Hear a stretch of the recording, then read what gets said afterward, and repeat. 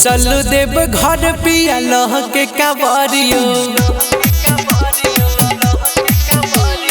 मन साहा पूरा करते बाबा हमारियो। हाँ चलू देव घर पिया लह के कावरियो मन साहा पूरा करते बाबा हमारियो। एगो गोदी में लालन माँ खेले हेते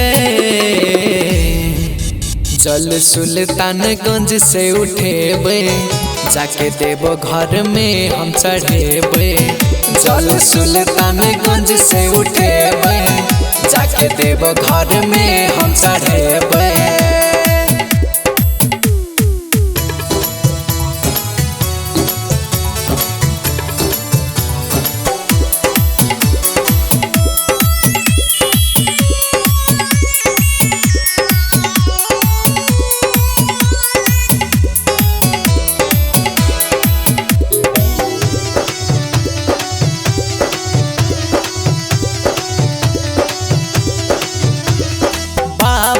कृपा रहे सब पे बराबर हो ओकरा नजर में नहीं कोई छट न मोहर हो।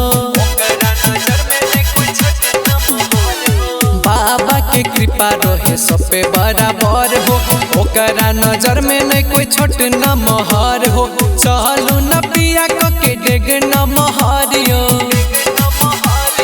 बाबा नगरिया छे बहुत ही दूरियो। आगो सुइयो पहाड़ आवे छे चल सुल्तानगंज से उठेबे जाके देवो घर में हम चढ़ेबे। चल सुल्तानगंज से उठेबे जाके देवो घर में हम चढ़ेबे।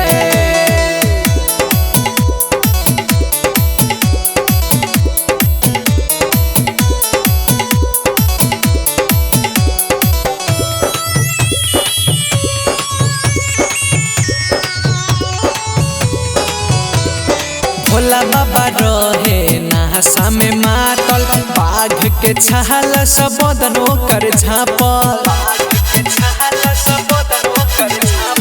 बाबा के भक्त पिए गांजा चिलम में मैथिली गाना पे नाचे मगन में। प्रकाश के गाना बज सब गम ठाम में डीजे पर नाचे सब उछल उछल के। डीजे सूरज बेस बढ़ावे चल सुल्तानगंज से उठेबे जाके देवो घर में हम चढ़ेबे। चल सुल्तानगंज से